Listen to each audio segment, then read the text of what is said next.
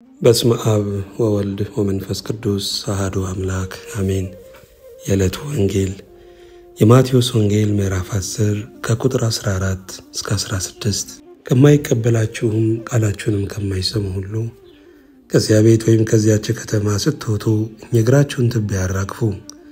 እውነት እላችኋለሁ በፍርድ ቀን ከዚያች ከተማ ይልቅ ለሰዶምና ለገሞራ አገር ይቀልላቸዋል።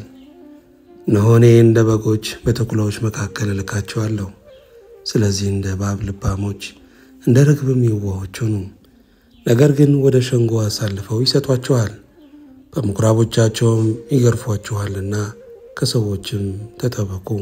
ሁለተኛይቱ የሐዋርያው የቅዱስ ጳውሎስ መልእክት ወደ ጢሞቴዎስ ምዕራፍ 2 ከቁጥር 1 እስከ 17። እንግዲህ ልጄ ሆይ አንተ በክርስቶስ ኢየሱስ ባለጸጋው በርታ። ብዙ ሰዎች የመሰከሩለትን ቀንም የሰማኸውን ሌሎችን ደግሞ ሊያስተምሩ ለሚችሉ ለታመኑ ሰዎች አደራ ስጥ። እንደ ኢየሱስ ክርስቶስ በጎ ወታደር ሆነ አብረኸኝ መከራ ተቀበል። የሚዘምተው ሁሉ ለጦር ያስከተተውን ደስ ያሰኝ ዘንድ ትዳር በሚገኝበት ንግድ ራሱን አያጠላልፍ።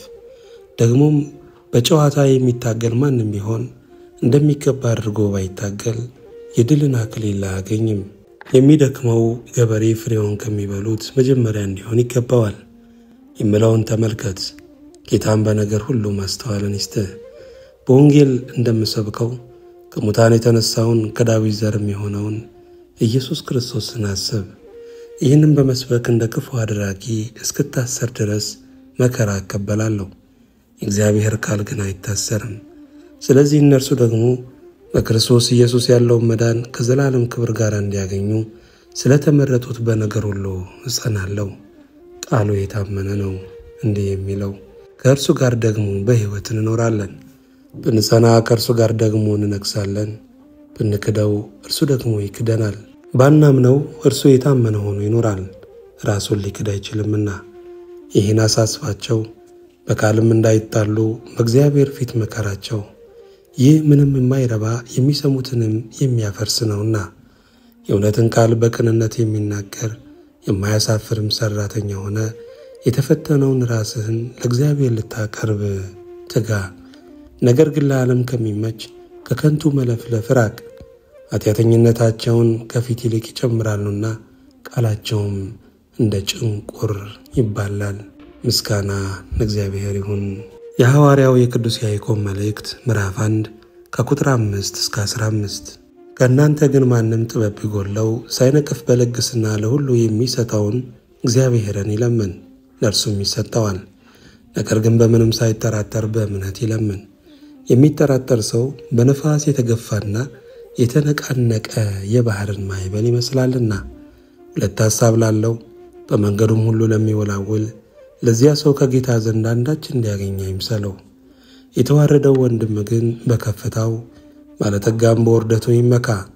እንደ ሣር አበባ ያልፋልና ፀሐይ ከትኩሳት ጋር ይወጣልና ሣርንም ያጠወልጋልና አበባውም ይረግፋልና የመልኩም ውበት ይጠፋልና።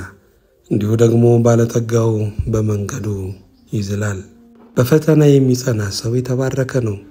ከተፈተነ በኋላ ለሚወዱት ተስፋ ስለ እርሱ የሰጣቸውን የሕይወትን አክሊል ይቀበላልና። ማንም ሲፈተን በእግዚአብሔር እፈተናለሁ አይበል፣ እግዚአብሔር በክፉ አይፈተንምና እርሱ ራሱስ ማንንም አይፈትንም። ነገር ግን እያንዳንዱ በራሱ ምኞት ሲሳብና ሲታለል ይፈተናል። ከዚያ በኋላ ምኞት ጸንሳ ኃጢአትን ትወልዳለች፣ ኃጢአትም ካደገች በኋላ ሞትን ትወልዳለች። ምስጋና ለእግዚአብሔር ይሁን። የሐዋርያት ሥራ ምዕራፍ 15 ከቁጥር 1 እስከ 13። አንዳንዶችም ከይሁዳ ወረዱና እንደ ሙሴ ሥርዓት ካልተገረዛችሁ ትድኑ ዘንድ አትችሉም ብለው ወንድሞችን ያስተምሩ ነበር። በእነርሱና በጳውሎስ በበርናባስም መካከል ብዙ ጥልና ክርክር በሆነ ጊዜ ስለዚህ ክርክር ጳውሎስና በርናባስ ከእነርሱም አንዳንዶች ሌሎች ሰዎች ወደ ሐዋርያት ወደ ሽማግሌዎችም ወደ ኢየሩሳሌም ይወጡ ዘንድ ተቆረጠ። ቤተ ክርስቲያኑም በመንገድ እየረዳቸው በእነርሱ የአሕዛብን መመለስ እየተረኩ በፊንቄና በሰማርያ አለፉ። ወንድሞችንም ሁሉ እጅግ ደስ አሰኟቸው። ወደ ኢየሩሳሌም በደረሱ ጊዜ ቤተክርስቲያንና ሐዋርያት ሽማግሌዎችም ተቀበሏቸው። እግዚአብሔርም ከእነርሱ ጋር ያደረገውን ሁሉ አወሩ። ከፈሪሳውያን ወገን ግን ያመኑት አንዳንዶቹ ተነስተው ትገርዟቸው ዘንድና የሙሴን ሕግ እንዲጠብቁ ታዟቸው ዘንድ ይገባል አሉ። ሐዋርያትና ሽማግሌዎችም ስለዚህ ነገር ለመማከር ተሰበሰቡ። ከብዙ ክርክርም በኋላ ጴጥሮስ ተነስቶ እንዲህ አላቸው፣ ወንድሞች ሆይ አሕዛብ ከአፌ የወንጌልን ቃል ሰምተው ያምኑ ዘንድ እግዚአብሔር በመጀመሪያው ዘመን ከእናንተ እኔን እንደመረጠኝ እናንተ ታውቃላችሁ። ልብንም የሚያውቅ አምላክ ለእኛ ደግሞ እንደሰጠን መንፈስ ቅዱስን በመስጠት መሰከረላቸው። ልባቸውንም በእምነት ሲያጸና በእኛና በእነርሱ መካከል አንዳች አልለየም። እንግዲህ የአባቶቻችንና እኛ ልንሸከመው ያልቻልነውን ቀንበር በደቀ መዛሙርት ጫንቃ ላይ በመጫን እግዚአብሔርን አሁን ስለምን ትፈታተናላችሁ? ነገር ግን በጌታ በኢየሱስ ክርስቶስ ጸጋ እንደ እነርሱ ደግሞ እንድን ዘንድ እናምናለን። ሕዝቡም ሁሉ ዝም አሉ። በርናባስና ጳውሎስም እግዚአብሔር በእጃቸው በአሕዛብ መካከል ያደረገውን ምልክትና ድንቅ ሁሉ ሲተርኩላቸው ይሰሙ ነበረ። ምስጋና ለእግዚአብሔር ይሁን። የማቴዎስ ወንጌል ምዕራፍ 10 ከቁጥር 17 እስከ 26።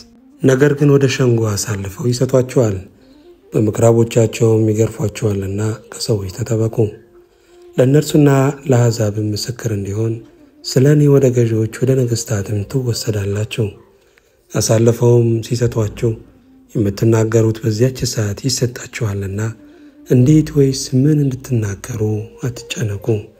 በእናንተ የሚናገር የአባታችሁ መንፈስ ነው እንጂ የምትናገሩ እናንተ አይደላችሁምና። ወንድምም ወንድሙን አባትም ልጁን ለሞት አሳልፈው ይሰጣል።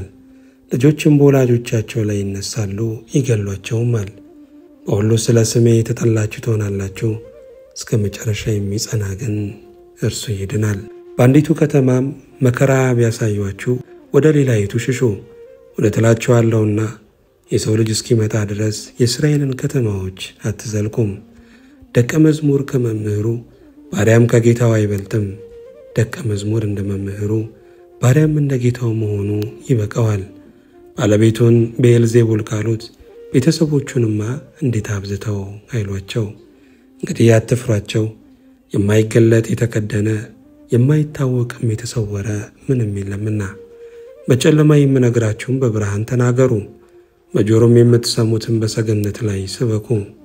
ሥጋንም የሚገሉትን ነፍስን ግን መግደል የማይቻላቸውን አትፍሩ። ይልቅስ ነፍስንም ሥጋንም በገሃነም ሊያጠፋ የሚቻለውን ፍሩ። ምስጋና ለእግዚአብሔር ይሁን።